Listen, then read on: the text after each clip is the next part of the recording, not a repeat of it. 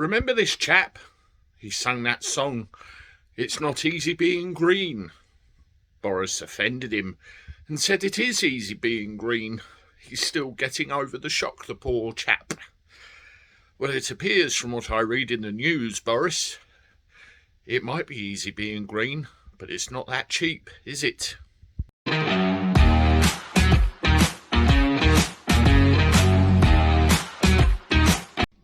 How do everyone? Welcome back to the channel for a Wednesday. Hope you're doing all right.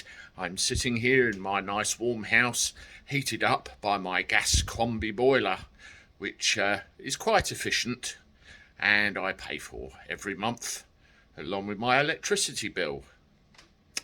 No problem with that. It's working fine for years. Well, I think we can all agree now that Boris has completely lost the plot.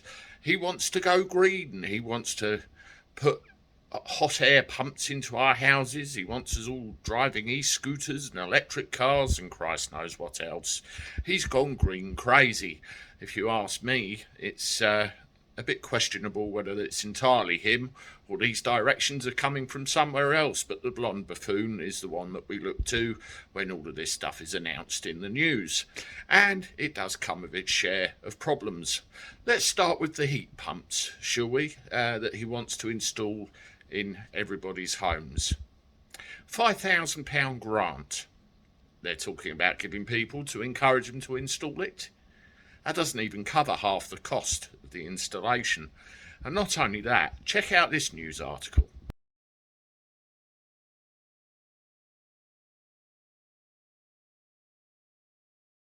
Yes, this guy started as an apprentice plumber when he was 16. He's been in the building game all of his life. And he says this is a disaster waiting to happen. The grants are a fallacy. They're not going to work. And these heat pumps come in two forms, air-sourced or ground-sourced. I don't know the difference between the two, I really don't. I think one probably extracts hot air from the atmosphere and another one gets it from the ground. I suppose if you put one next to Boris with the amount of hot air he blows out, it would be quite energy efficient, but there you go. But the fact of the matter is, when these things are installed at great cost, they have higher annual maintenance costs than a standard combi boiler. They reckon it'll push your costs up by about £500 a year, and the savings you get on your electricity bills and other household utility bills very negligible indeed. So that's just that.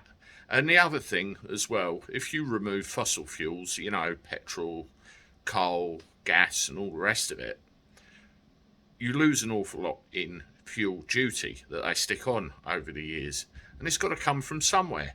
Look what Rishi has said.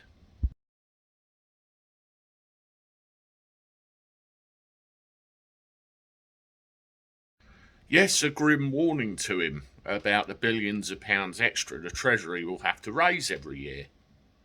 And he even toned that down to make it sound better than it actually was. The whole thing's a complete fucking disaster waiting to happen, Boris. I don't know. I think they're obsessed.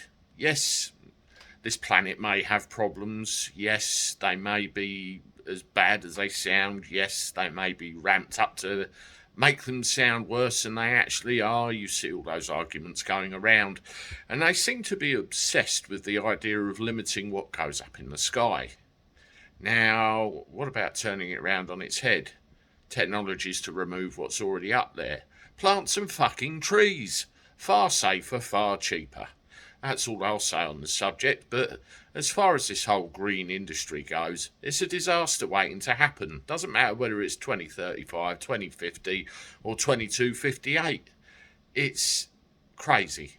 Let me know what you think below. Subscribe to the channel, give me a like. I'll see you again soon.